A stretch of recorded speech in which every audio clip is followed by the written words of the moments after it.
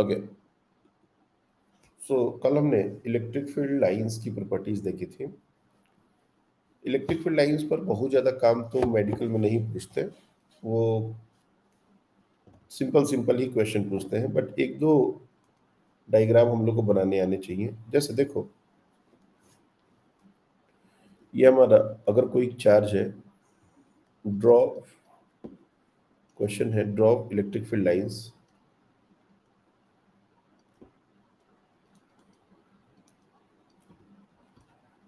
For given charge distribution.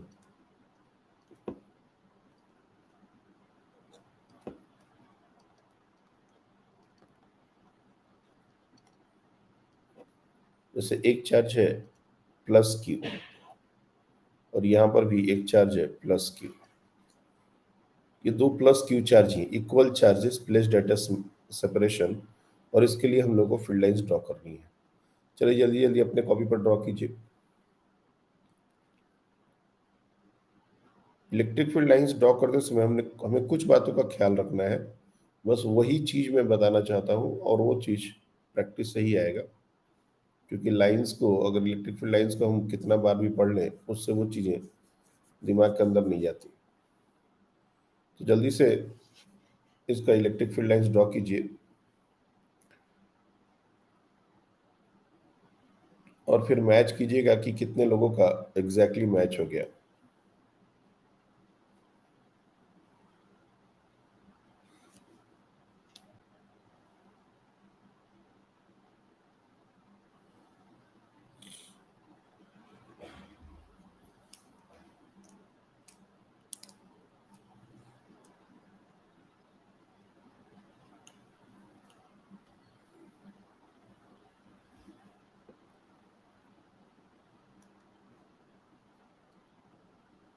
Okay,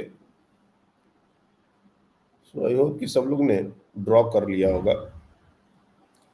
नहीं भी किए हो तो एक बार देखने की कोशिश करो क्या क्या पॉइंट इंपॉर्टेंट है ड्रॉ करने में। ये चीज हमको देख के ही समझ आएगा। सबसे पहले तो जब भी कोई चार्ट डिस्ट्रीब्यूशन हम लोग को दे दिया जाए, तो पहले अपने को ये देखना होता है कि क्या कोई ऐसा पॉइंट है जहाँ पर नेट फील्ड जीरो है। ई जीरो कहीं पर हो सकता है क्या? तो हम लोग को पता है कि एग्जैक्टली इसके सेंटर में ये दोनों चार्ज जो है, इन दोनों चार्ज के सेंटर में यहाँ पर कहीं, यहाँ पर एक ऐसा पॉइंट होगा जहाँ पर ई जीरो होगा। ये फिगर आउट करना जरूरी है, क्योंकि अगर ई जीरो है तो यहाँ पर हमको फील्ड लाइंस नहीं दिखानी। ये जगह पर कोई भी लाइन क्रॉस नहीं करनी चाहिए। दूसरा, क्योंकि दोनों चार्ज पॉजिटिव है, हमने कुछ नहीं दिया मतलब दोनों चार्ज पॉजिटिव है, ये दोनों चार्ज पॉजिटिव है, तो लाइंस यहाँ से ओरिजिनेट होती हैं। पॉजिटिव चार्ज से लाइन ओरिजिनेट होती है, और टर्मिनेट कहाँ पर होंगी? क्योंकि यहाँ पर निगेटिव चार्ज तो है नहीं। पिछले दिन हमने एक प्लस और एक माइनस लेके बताया था। तो अब ये लाइंस को टर्मिनेट होने के लिए इन्फिनिटी तक जाना पड़ेगा, और किसी भी पॉइंट पर हमारा जो फील्ड का टेंजेंट होगा वो नेट इलेक्ट्रिक फील्ड को बताता है। इसलिए जैसे मैंने यहाँ पर अगर कोई पॉइंट ले लिया, लेट्स से अगर हमने यहाँ पर कोई पॉइंट ले लिया, ये पॉइंट ले लिया, तो इस पॉइंट पर हमारा इस चार्ज के कारण जो फील्ड होगा वो इधर होगा, और इसके कारण जो फील्ड होगा, अगर तुम लाइन ज्वाइन करके देखोगे तो इधर होगा। तो इन दोनों का रिजल्टेंट कुछ इस डायरेक्शन में होगा, ये रिजल्टेंट होगा। हमने इसको बड़ा इसलिए बनाया है, ये राइट वाले को बड़ा इसलिए बनाया है क्योंकि ये नजदीक है, और ये सॉरी लेफ्ट वाले का ये जो इलेक्ट्रिक फील्ड है जो बड़ा होगा, राइट वाला जो चार्ज है उसका इलेक्ट्रिक फील्ड छोटा होगा, तो रिजल्टेंट उसी डायरेक्शन में ही करेगा। तो अपने को इलेक्ट्रिक फील्ड लाइंस कुछ ऐसी ड्रॉ करनी है कि टेंजेंट वैसा दिखे। अब ये हर पॉइंट के लिए तुम करने लगोगे तो ये सारी बातें दिमाग से बाहर चली जाएंगी। हर पॉइंट के लिए इतना का डायग्राम कैसे ड्रॉ करेंगे? तो अपने को एक लमसम आइडिया होना चाहिए कि हम क्या कर रहे हैं। उसके बाद तो अपन फ्री हैंड ही ड्रॉ करने वाले हैं। जैसे मान लो एक हो गया क्यू, और ये यहाँ पर हो गया क्यू, तो अपने को थोड़ा सा आइडिया आ चुका है। ये यहाँ से लाइंस ऐसे जाएंगी,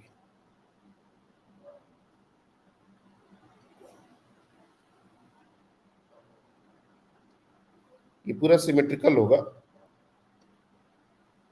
फ्री हैंड ड्राइंग हो रही है इसलिए ये सिमेट्रिकल भले ही ना दिखे।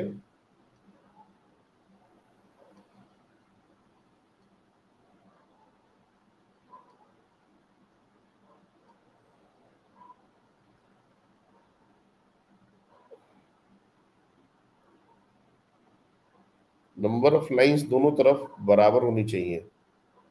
ये दोनों चार्ज सेम है, तो इस बात को थोड़ा ध्यान रखना पड़ेगा कि नंबर ऑफ लाइंस बराबर होनी चाहिए, कुछ इस तरीके से।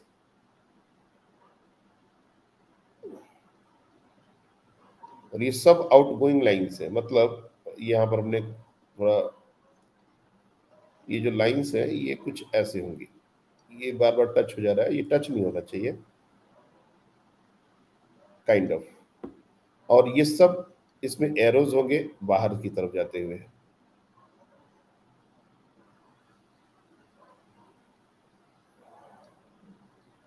इस तरीके के।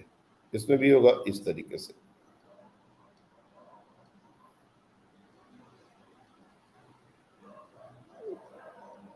और ये वो पॉइंट है जहां पर फील्ड हमने बिल्कुल भी नहीं दिखाया, तो यहां पर फील्ड हमारा 0 होगा।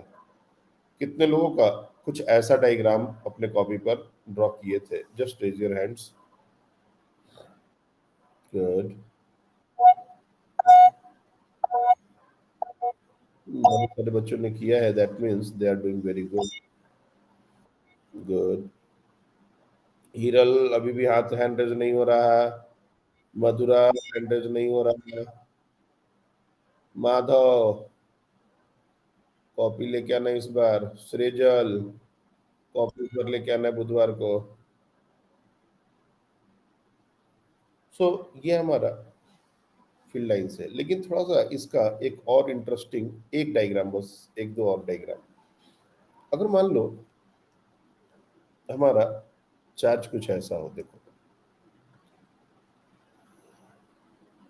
ये चार्ज है क्यू और ये चार्ज है 2Q। अब दोनों चार्ज का नेचर सेम कर दिया हमने, और अदर दोनों चार्ज का नेचर सेम करने पर बात नहीं बनेगा। ये भी कर सकते हैं, ऐसा बना सकते हैं, लेकिन मेरे को जो डिस्कस करना था वो एक अपोजिट नेचर का करना था। Wait,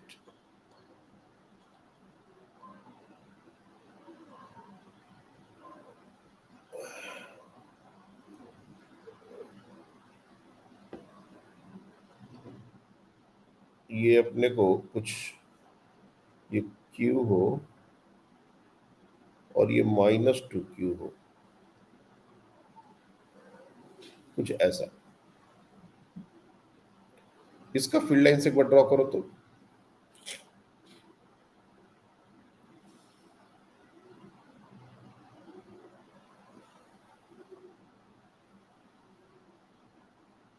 draw the field lines for this.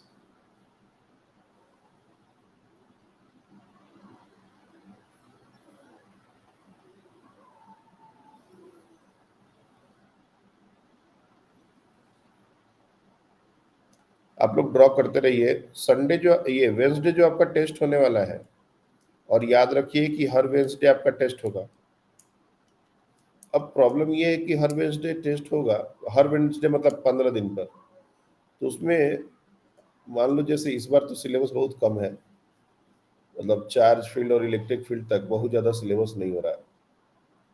और अगर सिलेबस हो भी जाए तब भी मेरा जो इस बार का प्लान है वो ये है कि हर बार आपको 10 से 15 क्वेश्चन, अभी मैंने पूरा तो अच्छे से डिसाइड नहीं किया है, मे बी इस बार 20 हो सकते हैं, ये आपके क्लास 11th के टॉपिक रहेंगे। और क्लास 11th में मैं एकदम से डिफिकल्ट वाले क्वेश्चन नहीं दूंगा।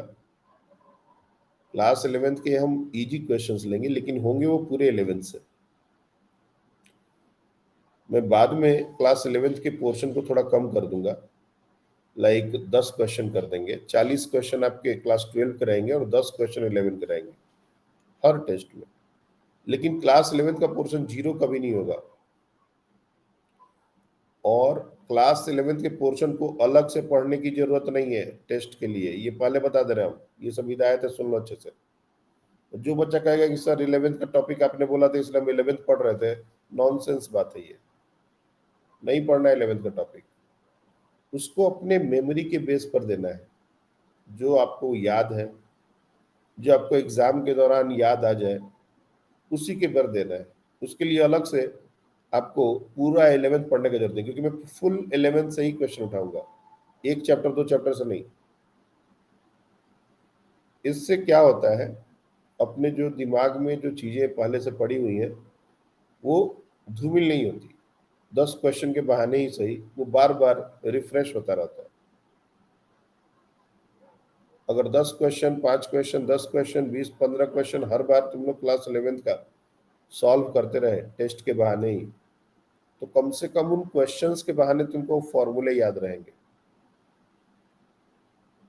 ताकि जब हम नवंबर में सिलेबस कंप्लीट करें तो तुम लोग को 11th एकदम से कुछ भी याद नहीं, ऐसा बात नहीं हो। तो इस बार चूंकि कंटेंट मतलब सिलेबस अपना बहुत छोटा हो रहा है, ज़्यादा क्लासेस नहीं हुई है, ज़्यादा स्पीड से नहीं हुई है, तो इस बार मैंने सोचा है कि 20 क्वेश्चन 11th के ढलेंगे।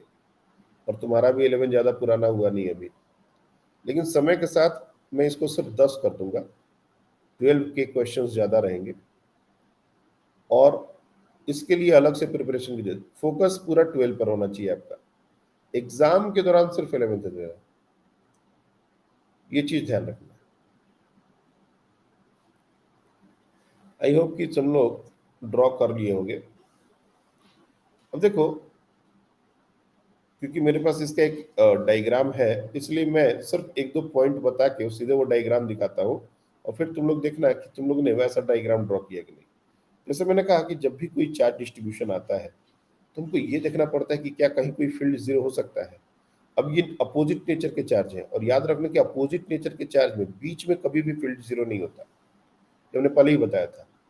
तुम चेक कर सकते हो कभी भी क्यों नहीं होता है, ऐसा सोचने का कोई ज्यादा बात नहीं है। फॉर एग्जाम्पल, इसमें कोई बीच में पॉइंट ले लो, और ये क्यू के कारण फील्ड होगा क्योंकि ये पॉजिटिव चार्ज है तो हवे की तरफ, और ये निगेटिव चार्ज है तो इसके कारण भी टुवर्ड्स होगा, ये दोनों एडअप हो जाएंगे, तो कभी कहाँ कोई इसमें कोई भी ऐसा पॉइंट नहीं हो सकता जहां पर फील्ड जीरो हो। अब बात आती है इधर और इधर। अब लेफ्ट वाले पॉइंट पर हम सबसे लास्ट में आएंगे, ये राइट वाला जो पॉइंट हमने लिया है इस पर -2 क्यू के कारण फील्ड होगा इधर, और क्यू के कारण होगा इधर, बट ये वेक्टर हमेशा छोटा रहेगा। क्यों? चार्ज भी छोटा और डिस्टेंस भी दूर कर दिए। इस रीजन में भी फील्ड जीरो नहीं हो सकता, बीच में तो खैर है ही नहीं। तो एक ही उपाय है कि यहां पर कहीं पर फील्ड जीरो हो सकता है।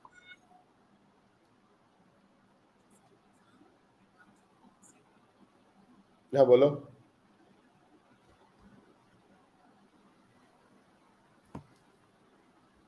कोई पॉइंट है? किसने हैंड रेस किया था?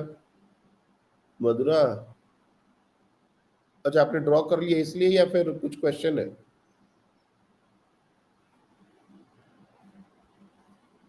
कोशिश करो चैट में लिखने का, क्योंकि माइक का ऑप्शन एक दो दिन तो लगेगा उसको ठीक होने में। मैं क्या बोल रहा हूँ कि सबसे पहले अपने को ये देखना है कि ईवी कहाँ जीरो है। तो ई हम लोग को छोटे वाले चार्ज के लेफ्ट साइड में कहीं पर यहाँ पर जीरो दिख रहा है। अब वहां पर फील्ड लाइंस नहीं ड्रॉ करनी, पहला पॉइंट। दूसरा पॉइंट कि Q और -2Q, तो Q से जितनी लाइंस निकलनी चाहिए उसका डबल 2Q पर टर्मिनेट होना चाहिए। अब वो एक्स्ट्रा लाइन कहाँ से आएंगी? इन्फिनिटी से आएंगी।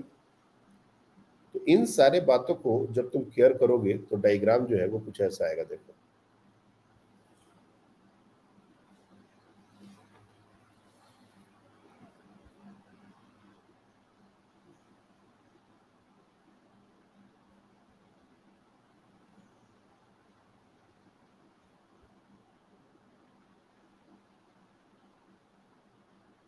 एक मिनट बच्चों।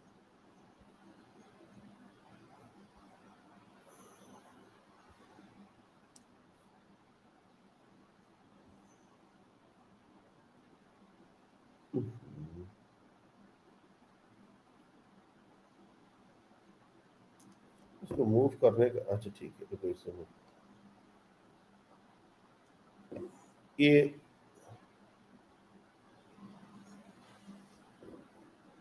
कुछ कुछ चीजें हैं जो यहाँ पर अभी तक समझ में नहीं आ रहा है कि वो करना कैसे है।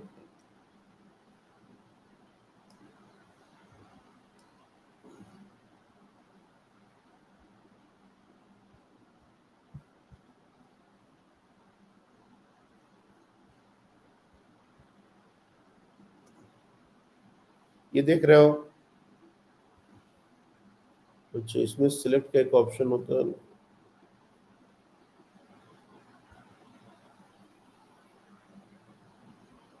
ये डायग्राम दिख रहा है, एक्चुअली 2q और माइनस क्यू का है, मैंने थोड़ा उल्टा दे दिया था।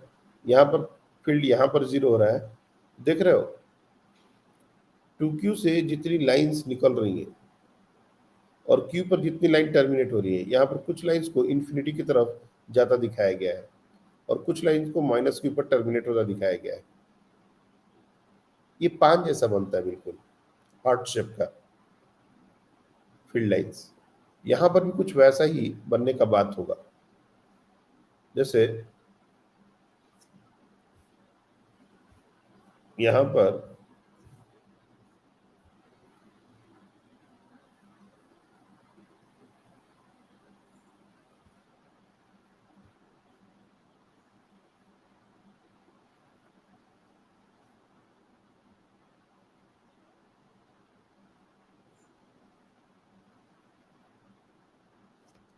हाँ, यहाँ पर देखो मैं ड्रॉ कर देता हूँ, वो ऑलरेडी तुम लोग के फाइल में दिख जाएगा।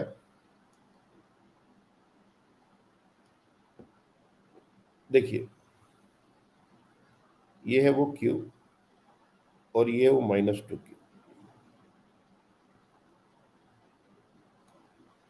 तो फील्ड लाइंस जो है वो यहां से कुछ निकल के और ऐसे, ये कुछ इस तरीके का डायग्राम बनता है।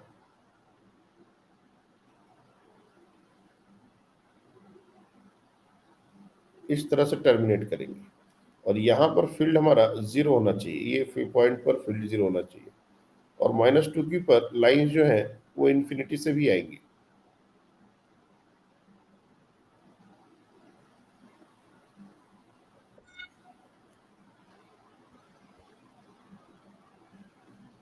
हाँ बोलो। एक मिनट, निडल माइक्रोफोन तो आपका अलाउड है बच्चे, बट हेलो हाँ बोलो, हाँ निडल बोलो। सर, वो आपने से ऐसा वो हार्ट शेप क्यों बनाया? मतलब नॉर्मल जैसे फील्ड लाइंस बनाते हैं वैसे नहीं बनेगी? देखो क्या है, ये हमने इसलिए इसको रेफरेंस लिया हुआ है। देखो ये थोड़ा सा बड़ा कर देते हैं, just wait a minute, just wait a minute, एक मिनट सब लोग थोड़ा सा।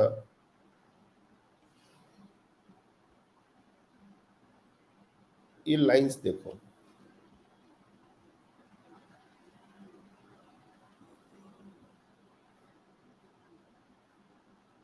ये जो लाइंस है ना, ये देखो हार्ट शेप का क्यों बनेगा, ये क्वेश्चन नहीं है। मतलब जैसा हमारा फील्ड होगा वैसा ही लाइंस बनना चाहिए। अब एक एक पॉइंट पर तो हम लोग फील्ड नहीं निकाल सकते। जैसे यहाँ पर 2q और -q का चूंकि एक डायग्राम मेरे पास है, तो मैं इसको जस्टिफाई कर सकता हूँ कि ऐसा डायग्राम क्यों बना, और फिर हम लोग वैसा ही कुछ इसके बारे में सोच सकते हैं। तो इसको समझने के लिए सिर्फ यहाँ पर एक दो पॉइंट को तुम लोग ध्यान दो। ये जो चार्ज डिस्ट्रीब्यूशन का डायग्राम दिया हुआ है, सिर्फ इसके बारे में एक बार देखो।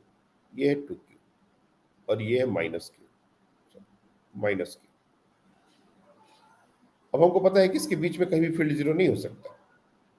छोटे क्यू के राइट साइड में यहाँ पर कहीं फील्ड जीरो होगा, ठीक है। तो यहाँ पर फील्ड हमको नहीं दिखानी, ये यहाँ पर इलेक्ट्रिक फील्ड जीरो है। दूसरा बात कि अगर कहीं पर भी, जैसे मान लो यहाँ पर की बात हो, यहाँ पर ये 2q बड़ा है, ठीक है, इससे दूर है, तो इसके कारण फील्ड ऐसा नहीं है कि बनेगा नहीं, और ये जो है इसके कारण फील्ड कुछ ऐसा बनेगा। और जैसे जैसे दूर जाएंगे, ये -q के कारण जो फील्ड है उसका इफेक्ट कम होता जाएगा और ये 2q का इफेक्ट ओवर पावर करने लगेगा, क्योंकि ये डिस्टेंस लगभग दोनों से सेम होता जाएगा और ये 2q चार्ज बड़ा है। एक एक कॉमन पॉइंट पर, यहाँ पर देखो, यहाँ पर बीच में कोई पॉइंट लो, बीचों बीच, ये 2q के कारण इस पॉइंट पर जो फील्ड बनेगा वो कुछ ऐसा बनेगा, और ये -u के कारण जो बनेगा वो कुछ ऐसा बनेगा। छोटा बनाएंगे हम, तो इन दोनों का रिजल्टेंट कुछ ऐसा है। तो हमारा फील्ड लाइंस कुछ ऐसे जाना चाहिए, लाइक दिस।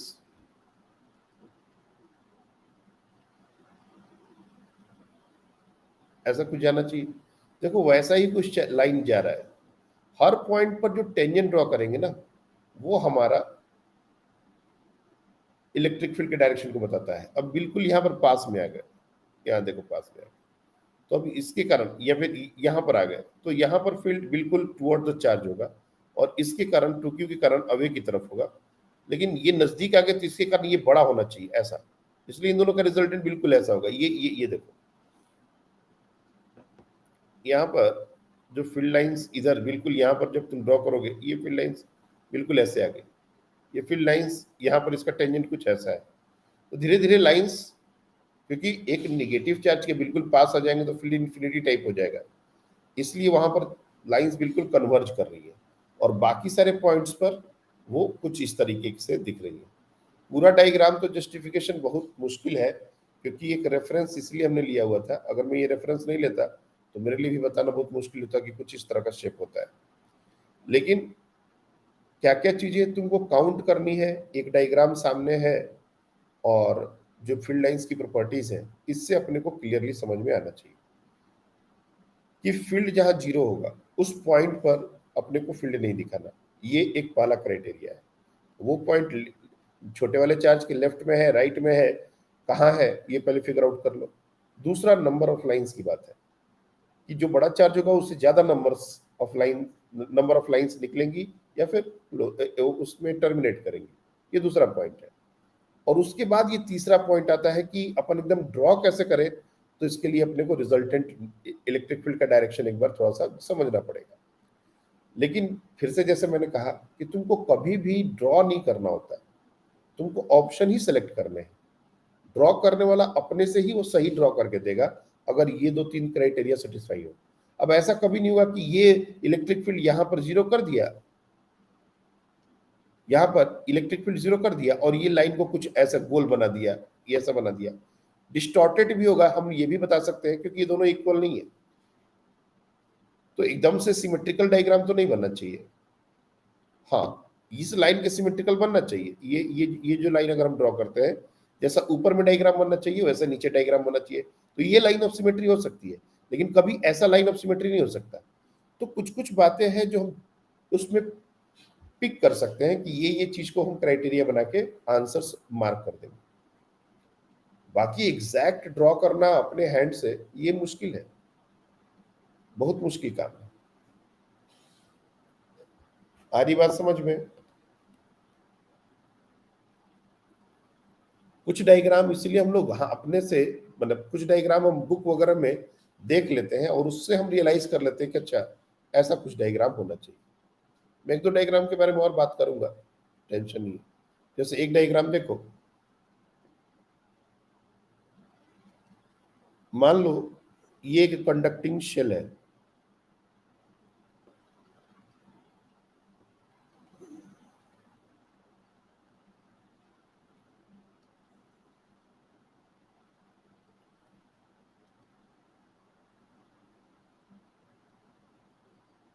ये एक कंडक्टिंग शेल है।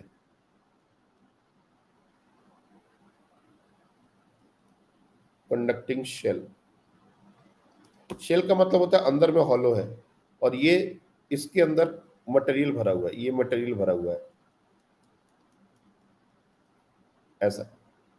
और इसके बिल्कुल सेंटर में एक चार्ज रख दिया गया प्लस क्यू, और तुमसे बोला गया डायग्राम ड्रॉ कीजिए। चलो इलेक्ट्रिक फील्ड लाइंस ड्रॉ करो, तो इसके लिए कैसा दिखेगा बताओ। ऑब्जर्व करिए, अभी क्या है, कुछ कुछ जो लोग ड्रॉ कर रहे हैं, ड्रॉ करना तो अच्छी बात है, बहुत अच्छा है, लेकिन उसके बाद ऑब्जर्व भी करना है कि अपने को क्या क्या चीजों को केयर करना है ड्रॉ करते टाइम, वो ही सबसे इंपॉर्टेंट है।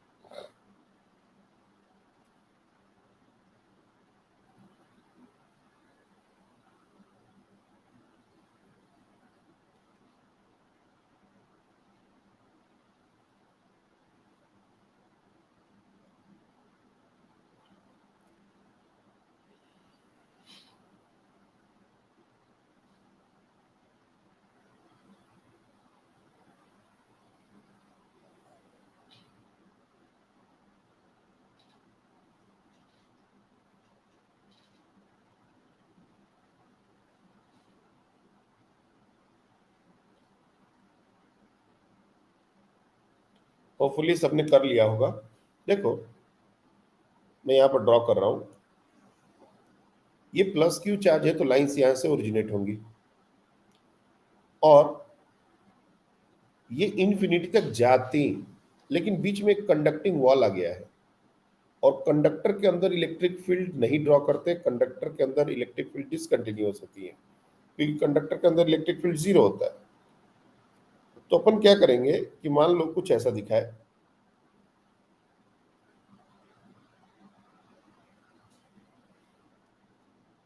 यहाँ ऐसा दिखा दिए।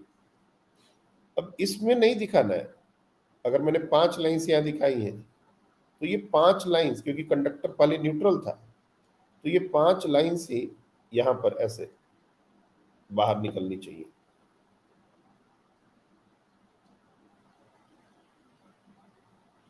तो रेडियली आउटवर्ड।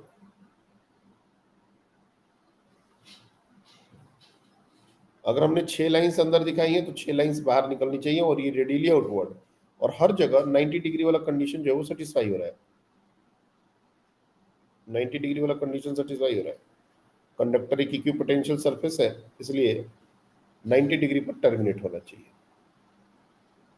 आई विश कि ये वाला सब लोग सही किए होंगे, सबका ये वाला डायग्राम सही होगा, लेकिन मेरे को ये वाले डायग्राम से ज़्यादा इंटरेस्ट एक और डायग्राम है, that is the final diagram for E electric field lines, और उसमें देखते हैं कितने बच्चे उसको करेक्ट किए हुए। जैसे सेम चीज़ है, मतलब ये हमारा शेल है, लेकिन इस बार जो चार्ज है वो सेंटर पर ना होके ये ऑफ सेंटर रखा हुआ है, यहाँ रखा हुआ है। ये जो प्लस चार्ज है, मैं बार बार प्लस चार्ज ही लेके करता हूँ। तो इसमें अब फील्ड लाइंस कैसी होंगी, अंदर वाला डायग्राम बाहर वाला डायग्राम दोनों चेंज होगा, अंदर वाला डायग्राम चेंज होगा, बाहर वाला डायग्राम चेंज नहीं होगा, ऐसा कुछ हमको सोचना है। एक मिनट, नीरल ने आज माइक ऑन किया है। नीरल बच्चे आपने आईपैड से ज्वाइन किया है या मोबाइल से?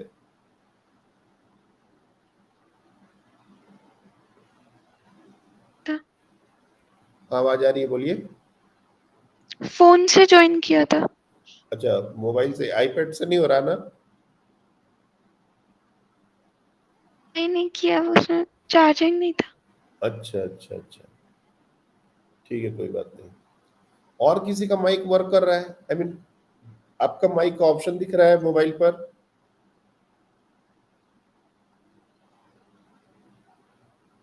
माइक म्यूट करना और म्यूट करना कर पा रहे होगे ना?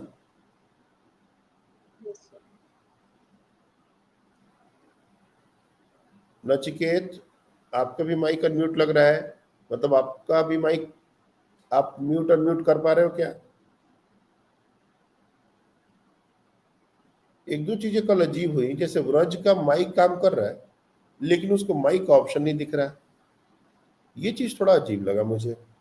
ये छोटे छोटे बग हैं जो इस प्लेटफॉर्म पर अभी है, टाइम लगेगा। खैर, देखो डायग्राम देखो। अब पॉइंट ये है कि बाहर का जो लाइन है वो चेंज नहीं होगा, अंदर में चीजें चेंज होंगी। अंदर में वापस से मैं जैसे बताया, कंडक्टर के ऊपर 90 डिग्री पर ही लाइन टर्मिनेट करनी चाहिए, लाइक दिस।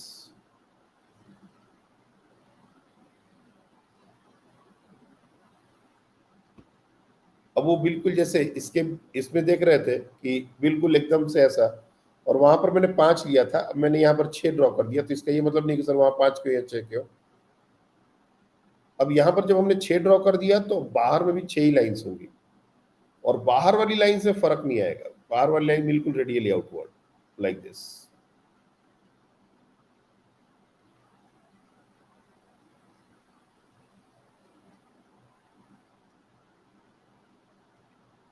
ये होगा field lines.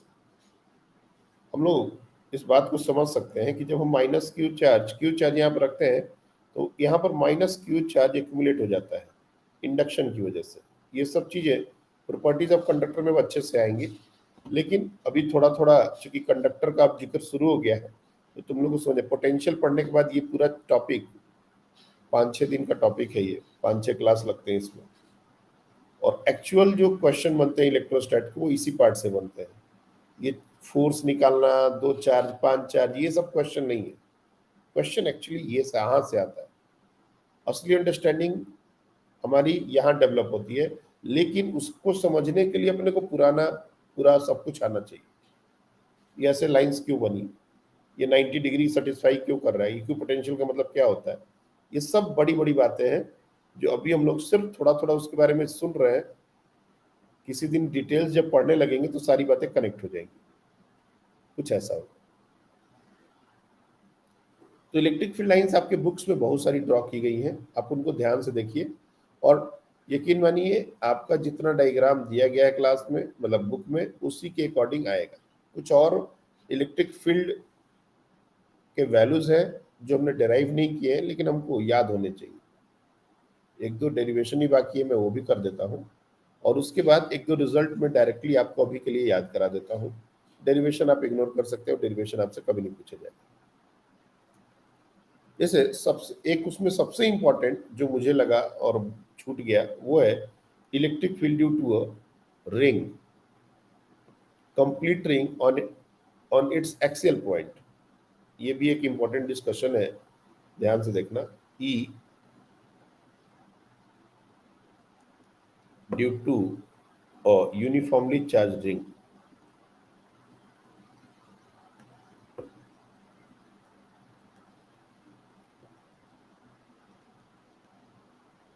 at its axial point।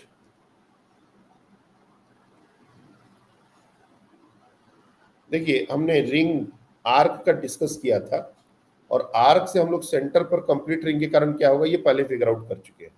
लेकिन अब हमको सेंटर पर नहीं चाहिए, हमको चाहिए एक्सियल पॉइंट पर। एक्सियल पॉइंट क्या होता है, तो जैसे मान लो कभी भी कोई रिंग बनाएंगे, थोड़ा सा 3D में बना रहे हैं हम, जैसे ये हमारा रिंग है, तो इसको बोलते हैं एक्सिस, जो उसके सेंटर से पास करे और उस प्लेन के, रिंग के प्लेन के परपेंडिकुलर। तो ये हमारा अगर रिंग है तो इसके परपेंडिकुलर, इस प्लेन के परपेंडिकुलर एक लाइन अगर हमने बनाई, इसको बोलते हैं एक्सिस।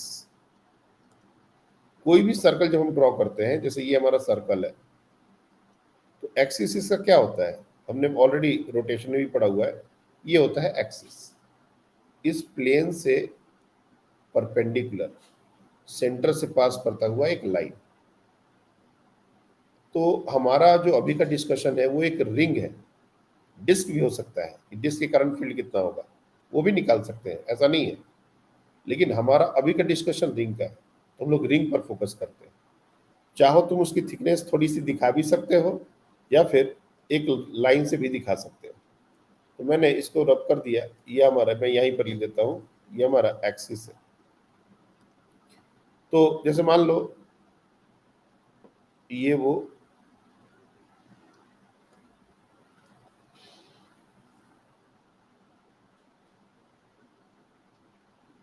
तुम चाहो तो एक थोड़ा सा थिकनेस दे दो रिंग का फील आने के लिए, लगे कि ये रिंग है। इसमें एक बनाने वाला वो फिगर पता नहीं आता था, वो कहाँ चला गया समझ नहीं आ रहा।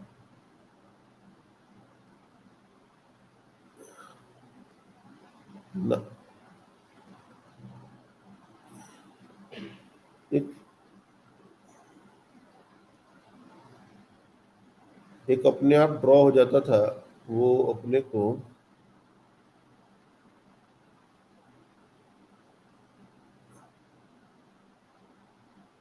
रहने दो। आईपैड में दिखता है वो, पता नहीं यहाँ पर नहीं दिख रहा है। ये वो एक्सिस है, ये वो एक्सिस है। ये थोड़ा सा 3D डायग्राम है, इसलिए थोड़ा इसको 3D की तरह ही समझना है। मान लो ये अपना सेंटर है और ये रेडियस है इसका आर। थिकनेस नेग्लिजिबल है, मैंने जानबूझ के थिकनेस दिया चार्ज दिखाने के लिए, लेकिन थिकनेस इसकी नेग्लिजिबल है। रिंग का कोई थिकनेस ऐसा नहीं है, इनर रेडियस आउटर रेडियस ऐसा कुछ नहीं है, आर। अब इससे एक्स डिस्टेंस पर, ये एक्सिस पर एक्स डिस्टेंस, चाहे लेफ्ट में या फिर राइट में कहीं पर भी मैं एक पॉइंट पर प्रूफ करूंगा। मान लो एक पॉइंट हमने ले लिया P, हम लोग इधर भी ले सकते थे Q, और ये पॉजिटिवली चार्ज है, ये रॉड ये रिंग जो है वो पॉजिटिवली चार्ज है। और टोटल चार्ज जनरली इसमें क्या होता है, टोटल चार्ज दिया रहता है। तुम लैम्डा भी ले सकते थे, लीनियर चार्ज डेंसिटी। तो लीनियर चार्ज डेंसिटी लोगे तो क्यू और लेमडा उसमें एक रिलेशन ही बन सकता है। लाइक मान लो कि अगर तुमने क्यू टोटल चार्ज ना लेके अगर लेमडा लीनियर चार्ज डेंसिटी ली तो क्यू लेमडा में क्या हो जाएगा relation, q that is the total charge is equal to 2 pi r, ये टोटल लेंथ हो गया इंटू लेमडा। जनरली जो स्टैंडर्ड रिजल्ट बनते हैं उसमें टोटल चार्ज के टर्म से बनते हैं, लेकिन मान लो तुमको लेमडा और के टर्म से भी करना हो तो you can simply use this relation, कि अगर हमारा लीनियर चार्ज डेंसिटी दिया हुआ है तो हम लोग ये रिलेशन यूज कर सकते हैं। तो आपके पास एक टास्क है, I am not going to prove this. 5 minute 2 minute 3 minute लेके पहले तो हम लोग एक बार इसको ट्राई करो, ये जो रिंग है इसके कारण पी पॉइंट पर इलेक्ट्रिक फील्ड कैसे बनेगा। और देखो क्लास में कैसे बताया गया, क्लास में कैसे समझाया गया, ये सब चीज को अगर तुम एकदम रट्टा मार के बैठे और वैसे ही बना दोगे, वहां पर भी नहीं समझे थे और बिल्कुल सोच के जो तुम्हारा लॉजिक कहता है, जितना तुमको इलेक्ट्रिक फील्ड सिखाया गया है बस उसी लॉजिक से करना है। अपना दिमाग लगाओगे जितना उतना ही सब्जेक्ट में इंटरेस्ट आएगा और उतना ही ज्यादा तुम्हारे पास लिबर्टी रहेगी उसके साथ खेलने की, मतलब इन द सेंस कि उसमें अपना कुछ ये भी कर सकते क्या, उस भी वो भी कर सकते क्या, ये सब करने की। और फलाने ने ऐसा कहा, ढिमके ने ऐसा कहा, उस बुक में सर वैसा लिखा है, ऐसा करके बात नहीं बनता। जो पढ़े हो जितना समझे हो उसके बेसिस पर ड्रॉ करो, इलेक्ट्रिक फील्ड का एक्सप्रेशन डिराइव करो।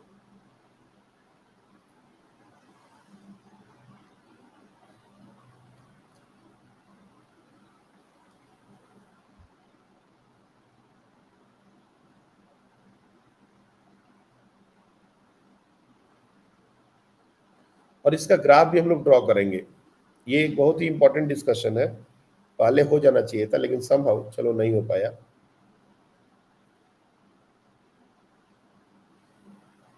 सोचने का तरीका मैं आपको थोड़ा थोड़ा हिंट करता हूं, आप लोग इसको देखो। इसमें अगेन ये एक कंटिन्यूअस चार्ज डिस्ट्रीब्यूशन है, और जब भी हम कंटिन्यूअस चार्ज डिस्ट्रीब्यूशन के बारे में बात करते हैं तो हम लोग एलिमेंट लेते हैं। अब एलिमेंट कैसा है, तो हमने जैसा बताया था कि एनुलर, जैसे आर्क में हम लोग एलिमेंट लेते हैं अल्फा पर डी अल्फा, वैसा कर ले सकते हैं, वी कैन डू दैट। अगर मान लो टोटल चार्ज दिया हुआ है तो तुम लेमडा निकाल सकते हो, यहाँ पर से लेमडा डिफाइन किया जा सकता है क्या, Q divide by 2 pi r,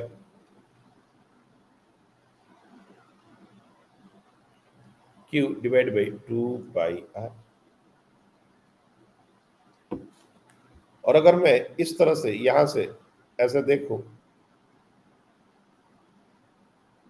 तो ये जो रिंग दिखेगा मेरे को बिल्कुल ऐसा दिखेगा, ऐसा दिखेगा। तो हम लोग किसी भी एक रेफरेंस लाइन से, चाहे वो वर्टिकल हो या हॉरिजॉन्टल हो, ये हमारा हमको डिसाइड करना है। और हम लोग जैसे मान लो हमने वर्टिकल लाइन ही ले ली, ये वर्टिकल लाइन है, इससे अल्फा एंगल पर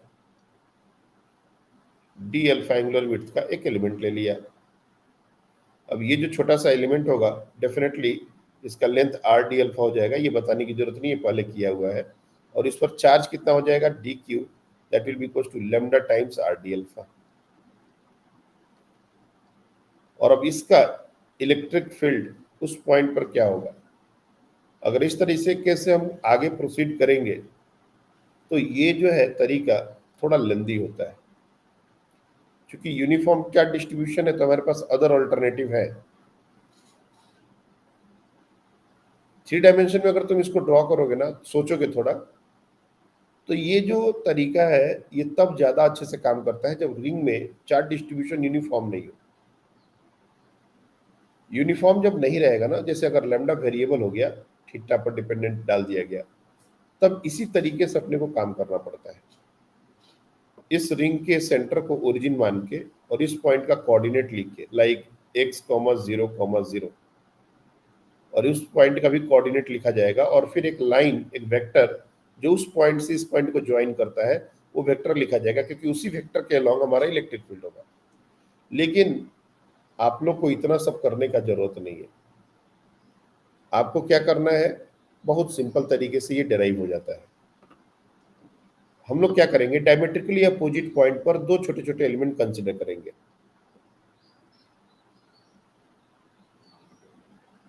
जैसे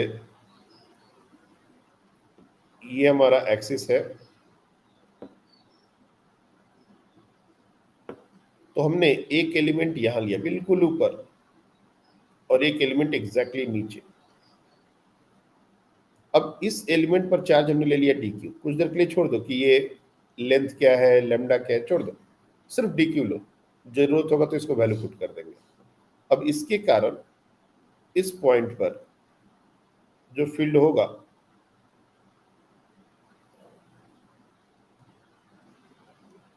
इसको थोड़ा और आगे बढ़ा देता हूं, जो फील्ड होगा वो इसी लाइन को अवे की तरफ ऐसा कुछ होगा, डी ई। इसके कारण अगर तुम फील्ड वहां पर ड्रॉ करोगे,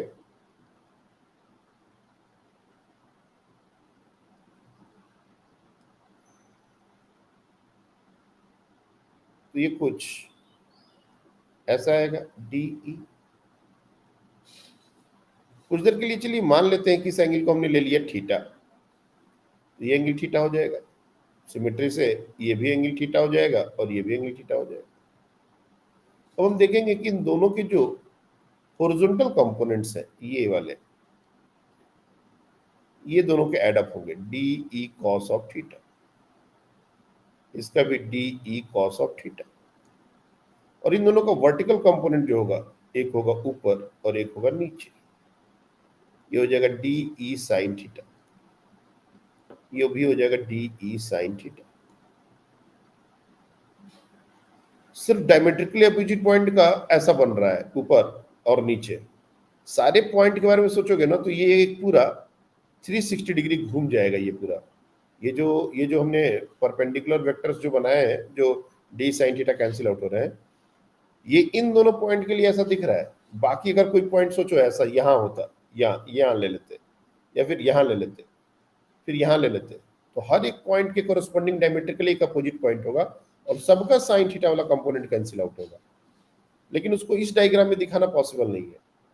तुम अगर इमेजिन करोगे ना, तो ये जो लाइन है, इसको रोटेट कर दोगे 360 डिग्री, इस एक्सिस को ऐसे घुमा दोगे, तो जैसा डायग्राम बनना चाहिए वैसा डायग्राम बनेगा। ऐसा लगेगा कि वो पॉइंट से ये डी साइन थीटा अवे की तरफ 360 डिग्री रोटेट हो रहा है, और सबका कॉस कंपोनेंट ऐड होगा। ये जो कॉस कंपोनेंट है यही सबका ऐड होगा, साइन कंपोनेंट सबका कैंसिल आउट हो जाएगा।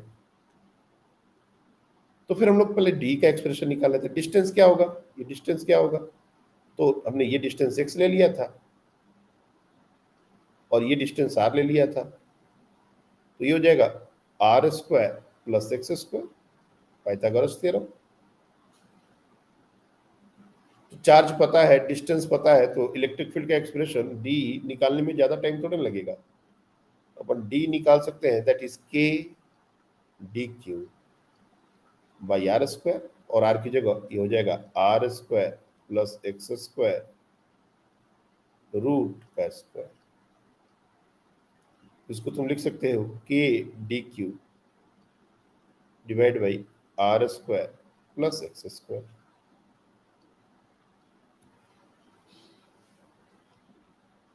लेकिन हमको डी से मतलब नहीं है, डी कॉस ऑफ थीटा से मतलब है। और एक बात ध्यान से सुन लो, बहुत बार बच्चे यहाँ कंफ्यूज हो जाते हैं, मैं इसको अभी भी बोल दे रहा हूँ।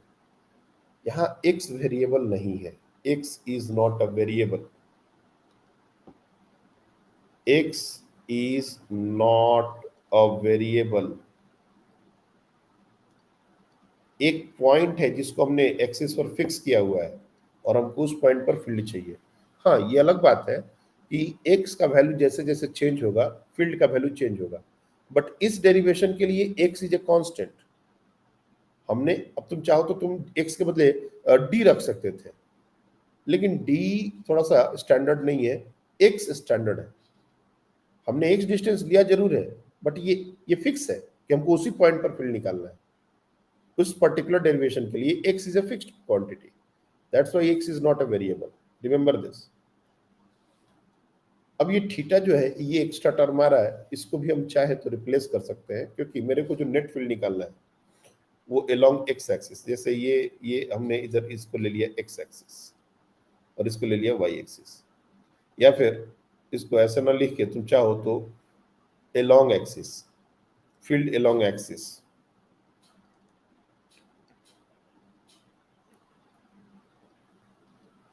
ये हमारा हो जाएगा डी ई कॉस थीटा, और फील्ड परपेंडिकुलर टू एक्सिस ये हो जाएगा डी ई साइन थीटा। और ये सब अपने आप को कैंसिल आउट कर रहे हैं, ये चीज हमने ऑलरेडी एक्सप्लेन कर दी है, तो यहां पर चाहो तो लिख सकते हो, they will cancel out each other.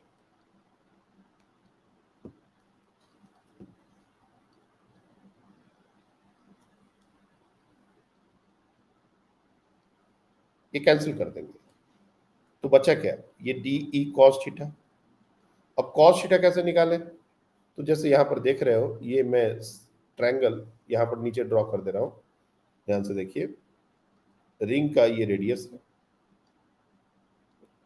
ये एक्स डिस्टेंस है, और ये वो लाइन है जिसमें हमने इलेक्ट्रिक फील्ड लिया गया था, और ये एंगल को हमने लिया था थीटा, और ये डिस्टेंस हमारा था r square plus x square. तो कॉस थीटा क्या हो जाएगा, तो यहां से तुम डायरेक्टली देख सकते हो, कॉस थीटा ये हो जाएगा हमारा x divided by under root over r square plus x square, ये हो जाएगा कॉस थीटा। तो अब जो हमारा एक्स एक्सिस, मतलब एक्स एक्सिस की लोइंग है, अलोंग द एक्सिस जो कंपोनेंट बन रहा है, so field due to an element, field due to an element,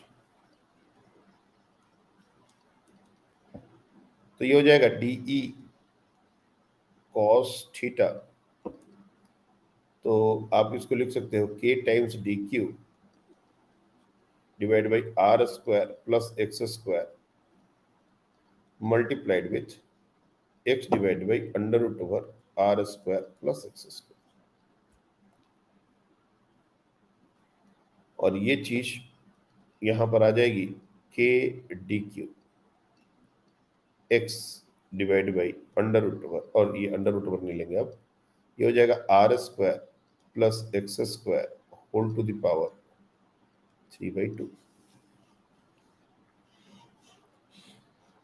लेकिन ये तो एक एलिमेंट के कारण हुआ, कुछ बच्चों को यहाँ पर और एक कंफ्यूजन होता है, सर आपने जब डी कॉस थीटा दोनों को देखा कि ये एक तरफ है, तो ये ऐड होके 2 टाइम्स डी कॉस थीटा होंगे ना, आपने फिर डी कॉस थीटा क्यों ले लिया। हमने यहाँ पर सिर्फ ये देखा हमारे लिए कौन सा कंपोनेंट काम का है, किसके लॉन्ग कंपोनेंट ऐड होंगे। हमको सिर्फ 2 एलिमेंट के कारण नहीं निकालना, हमको इंटायर रिंग के कारण निकालना है। तुम्हारा बात तब सही हो जाता जब हम सिर्फ 2 एलिमेंट के लिए निकालते, तो ठीक है 2d cos थीटा हो गया आंसर। जब हमको इंटायर रिंग के लिए निकालना है तो फाइनली हम तो इंटीग्रेट करेंगे ही, बस हमको ये देखना था कि कौन सा कंपोनेंट हमारा काम का है और कौन सा कंपोनेंट कैंसिल आउट हो रहा है। D sine theta cancel out हो रहा है, हमने उसको नहीं लिया।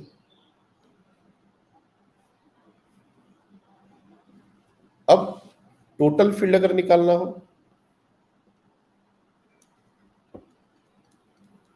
Total field due to the ring, तब क्या करेंगे, इसको इंटीग्रेट करेंगे। अब इंटीग्रेशन का लिमिट क्या होगा, यहां पर बच्चे फिर से कंफ्यूज होते हैं। तो मैंने जैसे पहले बताया, x is not the variable, और आपको वेरिएबल समझने के लिए डी के साथ जो लगा हुआ रहता है ये वेरिएबल होता है, ये बहुत पहले से बताया हुआ है। तो क्यू वेरिएबल है, यस, यानी बाकी सारी चीजें कांस्टेंट है, k x r square x square whole to the power 3/2। Integration के अंदर है सिर्फ डी क्यू, और अगर डी क्यू इंटीग्रेशन के अंदर है इसका मतलब कि हम total charge of the ring को ऐड कर रहे हैं, और total charge of the ring is capital Q, यानी कि हमको इंटीग्रेशन इस केस में करने का जरूरत ही नहीं पड़ता है, इंटीग्रेशन है ही नहीं कुछ। R square plus x square whole to the power 3/2।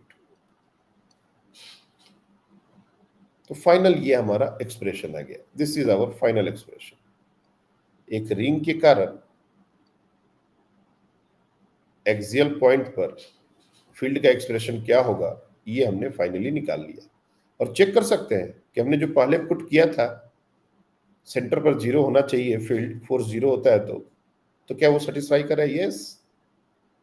If x is equal to 0, ये कहाँ है? At centre.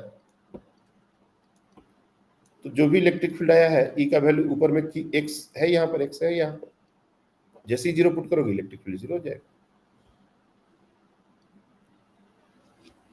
तो आई होप कि ये पूरा डिस्कशन तुम लोग को समझ में आ गया होगा। और ये हमारा जो रिंग है इसके एक्सियल पॉइंट पर इलेक्ट्रिक फील्ड जो है उसका एक्सप्रेशन क्या है कि QX/R² plus x² whole to the power 3/2। पहली बात, लेकिन सिर्फ इसके डेरिवेशन में ही सारा बात छुपा हुआ है, ऐसा बात नहीं है। मैं कुछ देर के लिए डेरिवेशन इग्नोर कर देता हूँ, ये क्यों हुआ, कैसे हुआ, कौन कंपोनेंट ऐड हुआ, कैंसिल आउट हुआ, हटाओ। अब रियलाइजेशन सुनो जो सबको समझ में आना चाहिए। अभी तक तो मान लो सिर्फ सीरियस बच्चे ही इसको समझ रहे थे, अब इस रिजल्ट के बाद अपने को और क्या क्या चीजें समझ में आनी चाहिए, अभी उस पर बहुत कहानी बाकी है। ये बहुत ही इंपॉर्टेंट रिजल्ट है बच्चे। देखो ये हमारा रिंग है, ये रिंग है, और ये वो एक्सियल पॉइंट है। अब ध्यान से समझना, ये वो पॉइंट है P, इधर भी एक हमने पॉइंट ले लिया Q। अगर ये पॉजिटिवली चार्ज रिंग है तो तुम क्लियरली देख सकते हो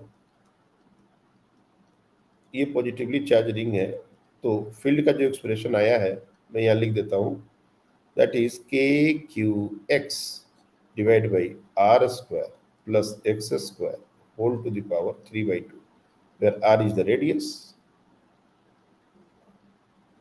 ठीक है, अब थोड़ा बात करते हैं डायरेक्शन की। अगर हमने राइट में लिया था तो हमारा डायरेक्शन इलेक्ट्रिक फील्ड का कुछ ऐसे आया था, लेकिन अगर यही पॉइंट हम लेफ्ट में लेते तो क्या ये डायरेक्शन इधर आता? तो जब हम ग्राफ ड्रॉ करेंगे इलेक्ट्रिक फील्ड वर्सेस आर या इलेक्ट्रिक फील्ड वर्सेस एक्स का, तो पॉजिटिव एक्स के लिए इलेक्ट्रिक फील्ड पॉजिटिव है और नेगेटिव एक्स के लिए इलेक्ट्रिक फील्ड नेगेटिव है। ये डायरेक्शन जो है ये निगेटिव इलेक्ट्रिक फील्ड को अपोजिट डायरेक्शन हो गया ना, एक तरीके से ये निगेटिव इलेक्ट्रिक फील्ड हो गया, निगेटिव, और ये हमारा पॉजिटिव हो गया। तो जब भी हम फील्ड इसका इलेक्ट्रिक फील्ड का ग्राफ ड्रॉ करेंगे, जैसे मैं यहाँ पर एक ग्राफ बना ही देता हूं, ये हमारा एक्स एक्सिस का ग्राफ है, और रादर एक्सिस ही बोल दो, जो रिंग का एक्सिस था वही है हमारा x axis, this is the x axis, और ये हमारा सेंटर ओरिजिन पर है ऐसा मान लेते हैं। ये वाई एक्सिस यहां पर ड्रॉ कर लेते हैं, वाई एक्सिस ड्रॉ कर लो।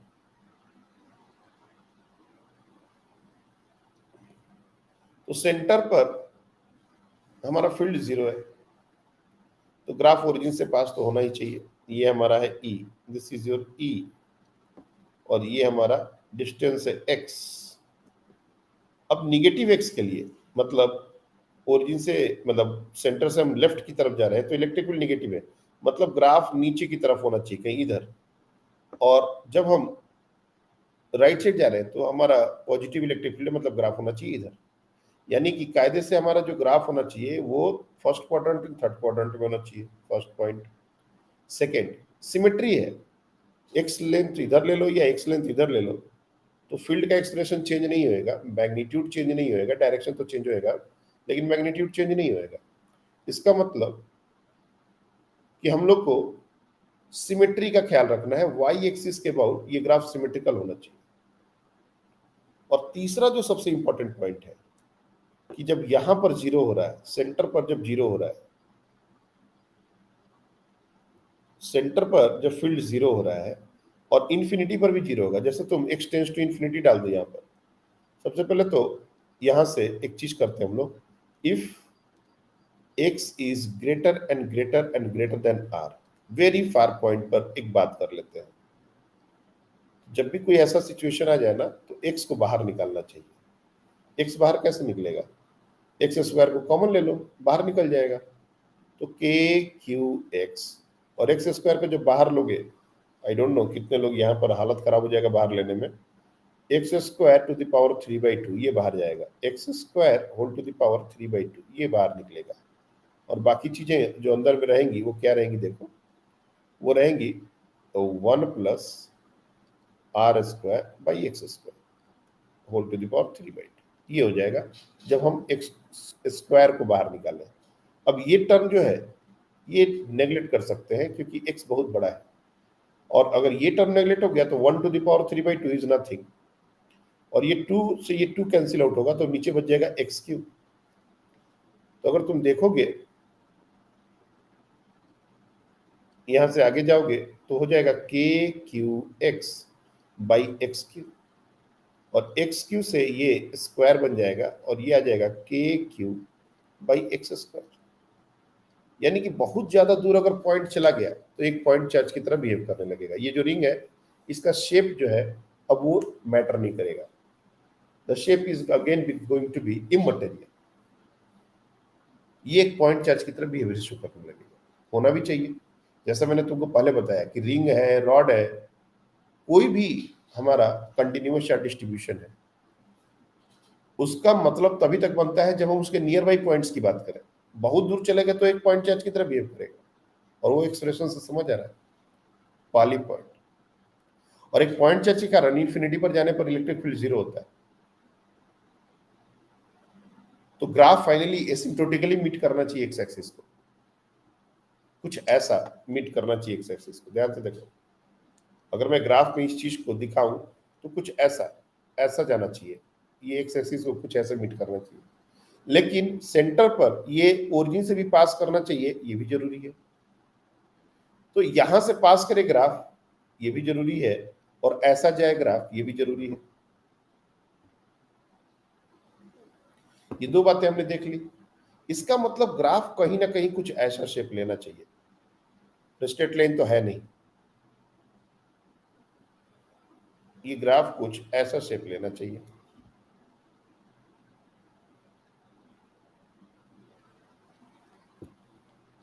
अब कहोगे सर ऐसा ही शेप क्यों? देखो, स्ट्रेट लाइन ग्राफ नहीं होगा और 0 0 दोनों पॉइंट पर जाना चाहिए, तो कहीं पर एक मैक्सिमम जाके ग्राफ वापस आएगा। ये जो पॉइंट है यहाँ पर फील्ड मैक्सिमम होता है। आई डोंट नो कितने लोगों को ये याद है या नहीं है। हमने तुम लोग को जब मैथ सिखा रहे थे ना, तो ये सारी चीजें तुम लोग को सिखाई थी कि अगर हमारा एक फंक्शन है y इज अ फंक्शन, जब डिफरेंशिएशन सिखाया था, मैक्सिमम इनवर्स सिखाया था, तो x/r² + x² whole to the power 3/2, तो इसका मैक्सिमम वैल्यू या मिनिमम वैल्यू कहाँ होगा ये आपको निकालना था। इसमें क्या करते हैं अपन, dy/dx इक्वल्स टू 0, और इसको सॉल्व करके x के वैल्यूज निकालते हैं और फिर उसको डबल डिफरेंशिएट करते हैं। तुम जाके देखोगे तो ये तुम लोग के बेसिक मैथमेटिक्स का जो क्लास चल रहा था, मैं अभी भी दिखा सकता हूँ, बट अभी again we don't have that much time I guess. तुम लोग जाके देखोगे है तो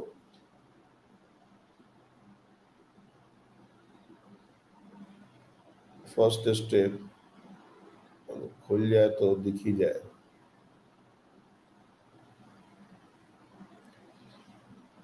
आप लोग को स्क्रीन मूव होता अभी दिख नहीं रहा ना? स्क्रीन तो कुछ नहीं दिख रही नहीं अभी, कुछ जैसे है वैसे ही पड़ा हुआ है ना नीरल?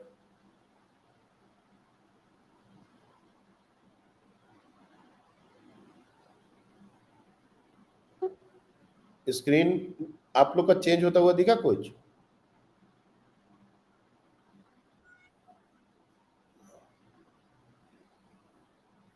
हाँ बताइए, आपका तो माइक अनम्यूट हो रहा है ना? नहीं, अब स्क्रीन सब ऐसे ही दिख रहा है। देखो अभी मैंने वो चीज निकाला है जो हमने आपको पढ़ाया था क्लास 11th में, application of differentiation, 23 June 2022। Exactly यही एक्सप्रेशन है और इसका डिटेल्ड सॉल्यूशन है। ये देखो, ये पूरा डेरिवेशन किया हुआ है और ये तब जब 11th स्टार्ट नहीं हुआ था, क्योंकि कभी ना कभी कहीं ना कहीं मुझे इसकी जरूरत थी। और देखो ये ग्राफ भी हमने ड्रॉ किया था। तो तुम लोग को ये पूरा का पूरा काम एप्लीकेशन ऑफ डिफरेंशिएशन में मिल जाएगा। कॉपी पर भी लिखा हुआ मिलेगा, पीडीएफ में भी मिलेगा अगर तुम लोग ने डाउनलोड किया होगा तो मेरा बस पॉइंट ये है कि अगर मैं ये पूरा काम वापस से आज कर दूं तो ये डिस्कशन बहुत लंबा हो जाएगा। अब इस डिस्कशन को मैं बहुत ज्यादा लंबा नहीं बनाना चाहता, इसलिए मैं मान के चलता हूं कि तुम लोग को इसके बाद की कहानी सब पता है, क्योंकि पहले से डिस्कस हुई पड़ी है। इसलिए इसके बाद की कहानी तुम लोग जाके देख लेना, सबके कॉपी पर होगा। हम लोग सीधे अब रिजल्ट्स पर बात करेंगे।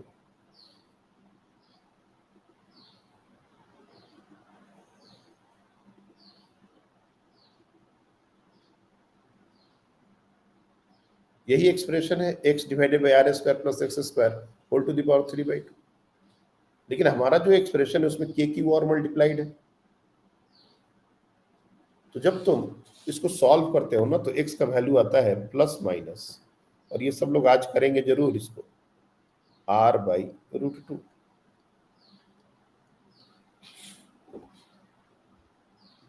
तो जो Emax का एक्सप्रेशन होगा, Emax, वो क्या हो जाएगा, वो कहां पर होगा, वो x का वैल्यू हमको प्लस माइनस r/√2 पुट करना पड़ेगा। प्लस माइनस क्यों, राइट में भी होगा और लेफ्ट में भी होगा, तो फिर ये Emax का एक्सप्रेशन आ जाएगा। ये भी एक्सप्रेशन पहले से डिराइव कराया हुआ है, ये भी तुम लोगों को निकालना है। इसीलिए यहां पर ये जो ग्राफ में ये जो चीजें दिख रही हैं, ये पॉइंट है -r/√2, और ये जो पॉइंट दिख रहा है ये दिख रहा है +r/√2। ये वो पॉइंट्स है, ग्राफ वहां पर मैक्सिमम गया, ये हमारा Emax है, दिस इज अवर Emax। ये भी हमारा Emax है, लेकिन डायरेक्शन चूंकि अपोजिट है इसलिए नीचे हो गया, तो माइनस Emax कर सकते हैं इसको। ये तुम कैलकुलेट कर लोगे, ये तुम लोग कैलकुलेट करोगे, वहां पर कैलकुलेट किया हुआ ऑलरेडी, बट ये सब काम हमें जानबूझ के छोड़ रहा हूं, कुछ तो करो। पहले का किया हुआ इतना सारा कुछ है तो कुछ तो उसको देखो, पलटो। अब रिंग में इतना सारा काम है, देखो।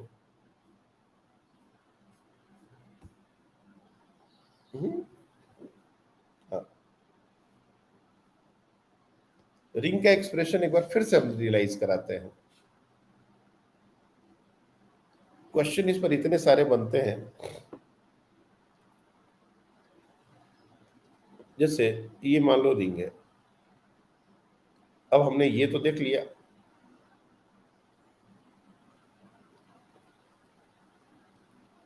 कि हमारा जो एक्सिस है उसके ऊपर फील्ड का डायरेक्शन कैसा है, फील्ड का मैग्नीट्यूड कितना है, ये देख लिया।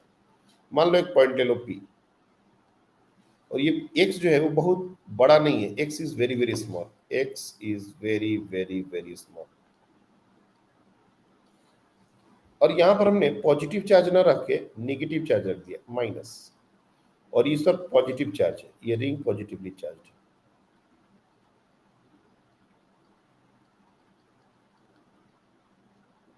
और यहां पर मेरा चार्ज रख दिया -Q, और इस पर चार्ज है कैपिटल Q, और ये हमारा सेंटर, सेंटर से थोड़ा दूर रखा, क्या होगा बताओ, व्हाट विल हैपन।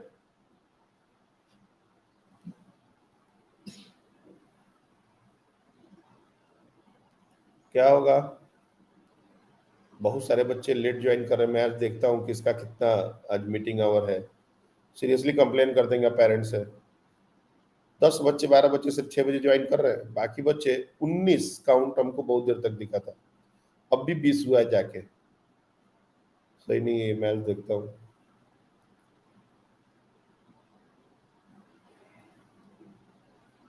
क्या होगा बताओ? क्या सबको ये समझ आ रहा है कि अट्रैक्शन होगा? नेगेटिव अपोजिट चार्ज है, अट्रैक्शन होगा। भले ही फील्ड जो है हमारा वो टुवर्ड्स राइट है, यहाँ पर फील्ड जो है वो टुवर्ड्स राइट है, लेकिन जो फोर्स का एक्सप्रेशन होता है वो होता है Q टाइम्स E। और अगर ये चार्ज ही निगेटिव हो गया, -1 आ गया, तो E के अपोजिट डायरेक्शन में फोर्स लगेगा। तो निगेटिव चार्ज के ऊपर फोर्स लगेगा इधर, तो ये दौड़ा चलाएगा सेंटर की तरफ, और सेंटर पर ये रुक नहीं सकता क्योंकि उसने एक वेलोसिटी गेन कर ली है, तो इसको ओवरशूट करेगा। ओवरशूट करके इधर चलाएगा, मान लो यहाँ पर। अब इधर हमारा फील्ड का डायरेक्शन है लेफ्ट की तरफ, तो जैसे ही वो इधर आएगा इसके ऊपर फोर्स लगने लगेगा इस साइड में। तो इसकी जो वेलोसिटी थी सेंटर को क्रॉस करने के बाद धीरे धीरे कम होगी, और कहीं कहीं जाके ये वापस रुकेगा। तो रुकेगा लेकिन रुक नहीं पाएगा कि उसको खींच रहा है इधर रिंग, वापस आएगा, फिर से वेलोसिटी आएगी, फिर से सेंटर पर आके उसका नेट फोर्स 0 होगा। तो क्या तुमको यहाँ पर ऑसिलेशन की पॉसिबिलिटी दिख रही है?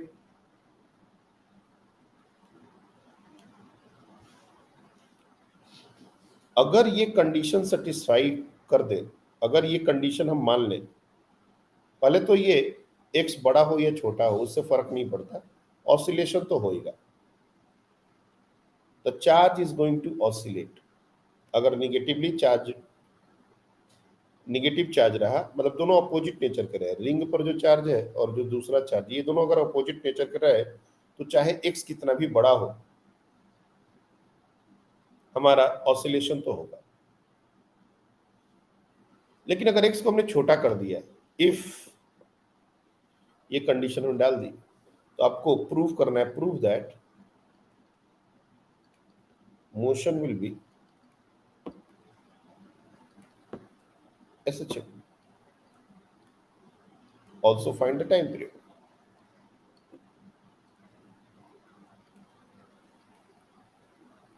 ये क्वेश्चन हो जाएगा कि हमारा जो चार्ज का मूवमेंट है वो एक SHM है, और अगर SHM है तो टाइम पीरियड निकालिए। चलिए 2 मिनट देते हैं इसके लिए, जिनका हो जाएगा वो हैंड रेज करेंगे।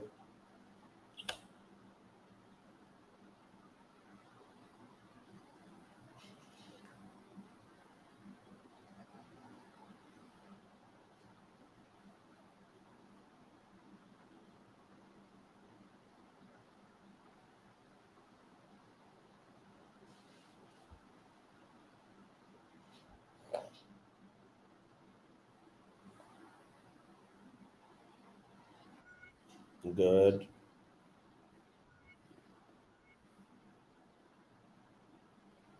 ओके, पार्थ, हृदय, व्रज, यही 3 बच्चे इस क्लास से पढ़ रहे हैं सिर्फ, कि मैं इन्हीं 3 बच्चों को पढ़ा रहा हूँ बार बार। ये बाकी बच्चों का हैंड रेज कब होगा? इतना सब बकबक करने के बाद भी अगर ये काम नहीं हो पा रहा तो बड़ा दिक्कत वाला बात है।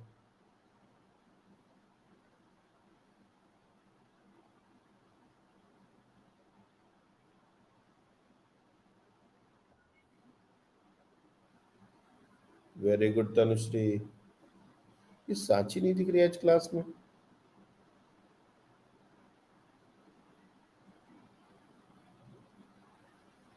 सांची नहीं। ओके, नीरल ने भी कर लिया, गुड।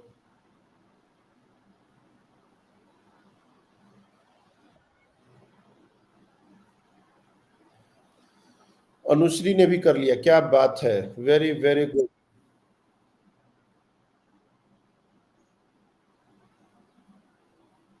चलिए, तो जिन्होंने कर लिया दैट इज वेरी गुड। मैं इसको अब कंप्लीट करता हूं। तो अपन पहले एक्सप्रेशंस पर जाएंगे कि हमारा जो एक्सप्रेशन है वो है क्या।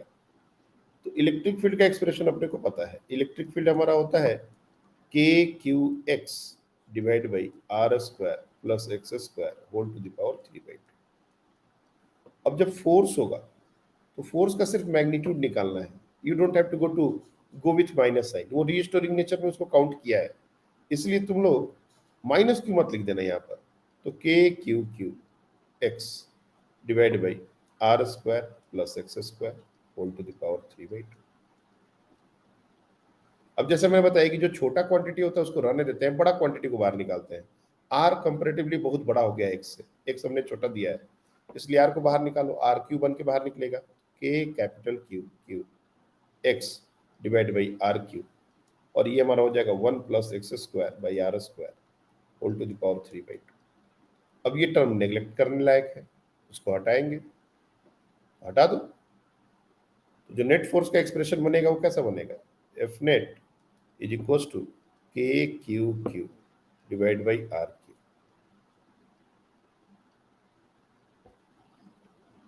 ये पूरा का पूरा टर्म कांस्टेंट है, ये एक्स के प्रोपोर्शनल आ गया, F is proportional to x.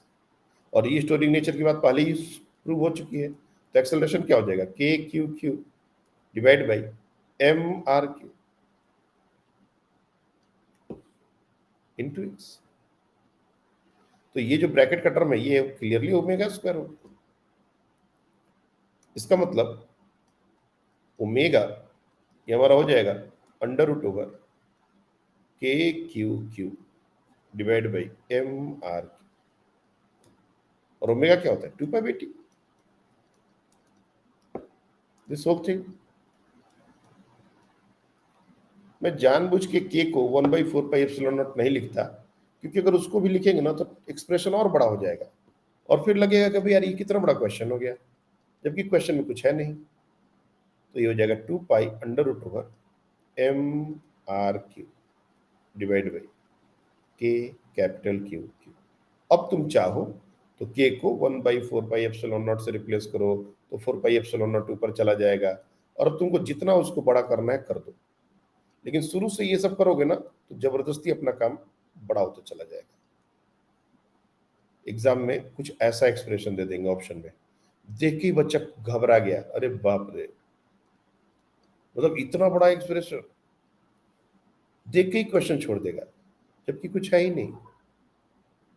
आज क्लास के अगर 10 बच्चे भी इस क्वेश्चन को कर पा रहे हैं, 15 बच्चे कर पा रहे हैं, तो मेरा तो यही मानना है कि हमने तुम लोग को कुछ ढंग का पढ़ाया, तभी तुम लोग इस क्वेश्चन को बखूबी कर पाए। नहीं तो लोगों को तो हवा नहीं लगती इस क्वेश्चन में, क्या चल रहा है, क्या PSHM क्लास 11th का टॉपिक 12 में घुसेड़ा जा रहा है, फील्ड फोर्स निकालने तो आता नहीं है, SHM की बात हो रही है। तो ये सारी चीजें इसलिए कनेक्ट हो रही हैं बच्चे कि हमने तुमको 11th में भी फिर सिखाया है, 12 में भी हम ही सिखा रहे हैं, बार बार चीजों को पुराने चीजों से कनेक्ट करते हैं, तो दिमाग में एक कनेक्शन बनता है, और ये जरूरी है। जो लोग भी अब थोड़ा बहुत सीरियस हुए हो 11th के बाद से, वो लोग इस बात को समझो कि तुम्हारा 11th का जो ज्ञान है वो ठीक है 11th का था, लेकिन बहुत सारी चीजों से कनेक्ट होती है, और दोबारा 11th पढ़ने जाने का जरूरत नहीं है, जहां जरूरत हो बस उतना ही पढ़ना है। अब मान लो बार बार SHM आ रहा है, तो बार बार SHM आ रहा है तो ठीक है, अपन एक बार देख लेंगे। हमको SHM का पूरा A to Z थोड़े ना जानना है। अगर फोर्स प्रोपोर्शनल टू एक्स है तो एक्सेलरेशन कैसे निकालना है, और उसको कैसे ओमेगा एस कैसे इक्वेट करना है, ये तो 2-4 लाइन का कुछ चीज है। अब इसके लिए सारा स्प्रिंग ब्लॉक सिस्टम पढ़े जा रहा है बच्चा, नॉनसेंस। तो ये सब स्मार्ट तरीका होता है, जो चीज की जरूरत है बस उतना ही देखा, रिकॉल किया, आगे बढ़े। एनीवे, एक दो और बातें हैं जो अपन को पहले करनी चाहिए थी। जैसे मान लो 2 चार्ज का एक सिस्टम है, ये हम आई गेस कि ये सबको समझ आ गया होगा। रिंग का ये डिस्कशन काफी इंपॉर्टेंट था, इसलिए इसको डिस्कस कर दिया हमने। अगर मान लो जैसे ये वाला सिचुएशन था, दो चार्जेस हैं, एक चार्ज है Q और एक चार्ज है यहाँ पर Q, और इनके बीच का कुछ भी सेपरेशन ले लेते हैं 2D D। जनरली मैं जब भी इसको डेराइव करने की अगर बात करूंगा ना तो 2D लूंगा, 2D। क्यों? क्योंकि इसके सेंटर पर यहां पर फील्ड 0 होगा, और इससे अगर x डिस्टेंस की बात की जाए, x डिस्टेंस की, तो आपको यहां पर फील्ड निकालने बोला जाएगा। अब ये काम हमने फोर्स के दौरान किया हुआ है, लेकिन अब फील्ड के दौरान भी चाहो तो तुम कर सकते हो। जैसे हमने वहां पर डायरेक्टली फोर्स निकाला था, तुम यहाँ पर फील्ड निकाल दो कि वहां पर अगर कोई चार्ज रखेंगे तो फोर्स कितना लगेगा। तो जैसे मान लो ये यहाँ से इसके कारण जो फील्ड होगा वो इधर होगा। सिमिलरली इसके कारण जो फील्ड होगा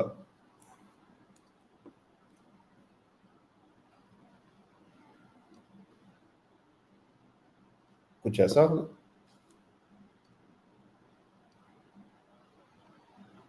अब अगर यहां से हम लोग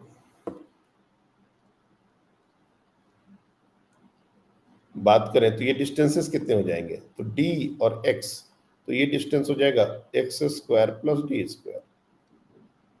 तो e के वैल्यूज क्या होंगे, e का वैल्यू हो जाएगा kq divide by x² plus d²। Root और स्क्वायर करेंगे तो हट जाएगा।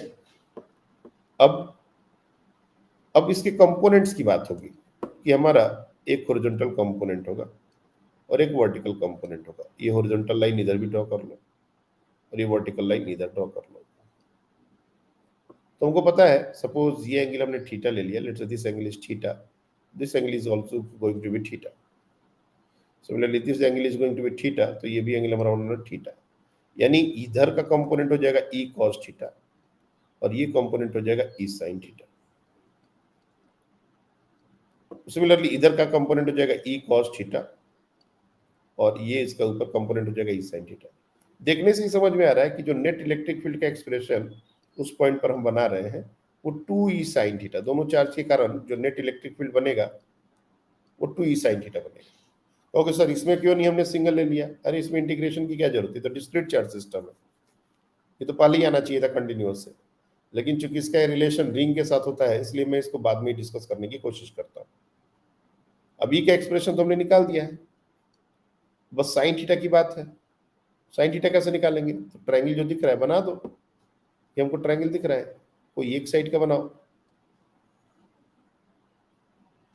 ये एंगल हो गया थीटा, तो साइन थीटा क्या हो जाएगा, ये डिस्टेंस है x, ये डिस्टेंस है d। तो साइन थीटा अगर देखें ये डिस्टेंस है अपने को r² plus d², sorry d² plus x²,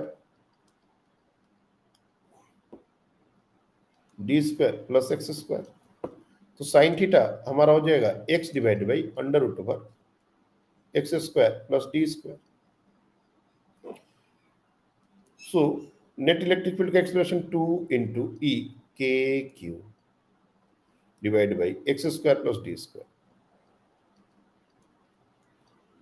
into sine theta, again x divide by 1/2, ये 3/2 कर दो। तो तुम देखोगे ये 2kq divide by x² plus d² whole to the power 3/2 into x। फिर से ये वही सा ही एक्सप्रेशन आ गया जैसे रिंग में आया था। रिंग का जो एक्सप्रेशन है, ऊपर में एक एक्स, नीचे में x² plus d² whole to the power 3/2, यहां पर भी एग्जैक्टली सिमिलर रिलेशन आ गया। और जब सिमिलर रिलेशन आ गया फिर से इसका मैक्सिमम मिनिमा की बात हो सकती है। और ये सिर्फ दो चार्ज के लिए मैं कह रहा हूं, ऐसा नहीं है। तुमको हमने इस तरह के भी क्वेश्चंस कराए हैं। एक ट्रायंगुलर, ये एक ट्रायंगल है, इक्विलैटरल ट्रायंगल, और इसके सेंटर से एक साइड पर अगर कोई पॉइंट है, लेट्स से P, तो उस पॉइंट पर अगर कोई चार्ज रखा तो फोर्स कितना लगेगा। मैंने एक्चुअली स्क्वायर के लिए करवाया था। इसके सेंटर से x हाइट पर अगर कोई चार्ज है तो उस पर कितना फोर्स होगा वो आपको करवाया था। तो जब फोर्स हम निकाल सकते हैं तो फील्ड भी निकाल सकते हैं, और जब भी तुम निकालोगे तो ऐसा ही एक्सप्रेशन आएगा। हमने एसएचएम वाली कहानी भी वहां पर बताई थी। और यही पॉलीगन बड़ा होते होते रिंग बनता है और वो एक्सियल पॉइंट बनता है। कायदे से देखा जाए तो यही 2 से 3, 3 से 4 और ये ऐसे एन जो है वो इन्फिनिटी की तरफ जाएगा तो ये जो पॉलीगन है वो रिंग बन जाएगा। तो सिमिलैरिटी तो है ही, इसमें कहाँ दो राय है। और क्या हम बार बार इसको डिफरेंशिएट करके मैक्सिमम में करते रहेंगे? बिल्कुल भी नहीं करेंगे। जब भी कोई ऐसा डायग्राम हो, जैसे ये 2 चार्ज का डायग्राम है, ये 3 चार्ज का डायग्राम है, ये 4 चार्ज का डायग्राम है, तो अपने को करना क्या है, अपने को सेंटर जो है इससे किसी एक चार्ज का डिस्टेंस निकालना है। सेंटर से एक चार्ज का डिस्टेंस निकालना है। अब यहां पर 2 चार्ज के लिए सेंटर से एक चार्ज का डिस्टेंस d है, तो ये आसान है। लेकिन अगर मान लो ये लेंथ दिया रहता है, ये हमारा इक्विलेटरल ट्रायंगल, इसका लेंथ दिया रहता है, तो ये डिस्टेंस हमने आपको निकलवाया है L/√3। ये डिस्टेंस कितना हो जाता है? ये अगर साइड लेंथ a दिया होता है तो ये हो जाता है a/√2। Now this values are going to behave as r। यहां पर ये जो d है, यहां से यहां तक का ये डिस्टेंस, ये हमारा बिहेव करेगा r की तरह, रेडियस की तरह। और हमने ऑलरेडी जो काम किया है उसको दोबारा करने की जरूरत नहीं है। मतलब E will be max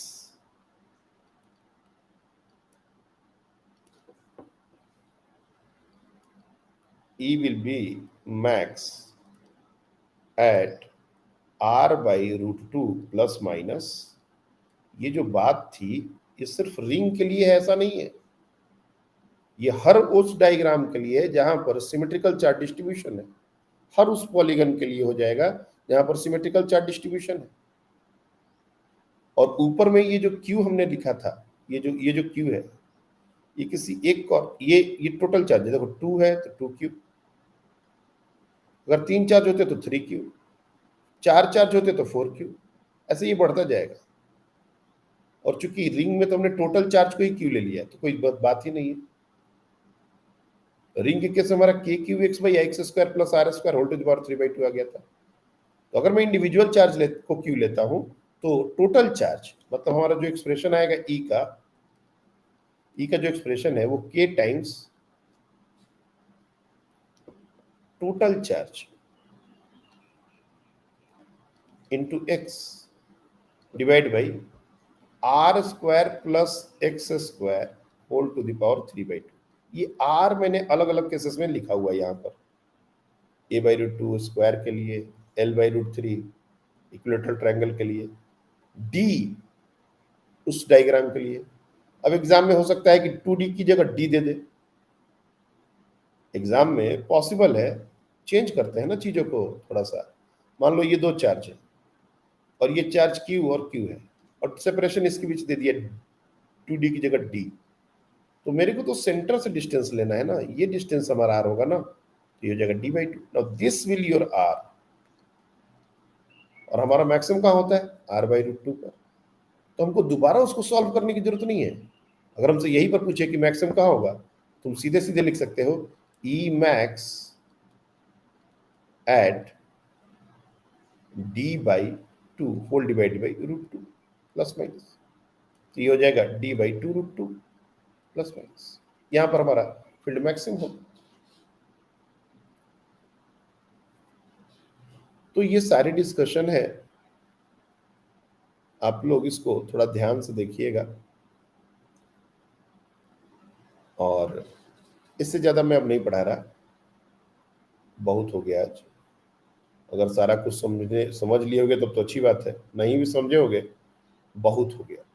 मैं बता रहा हूँ ना, बहुत है। तुम लोग आज जाके देखोगे दिमाग फट जाने का।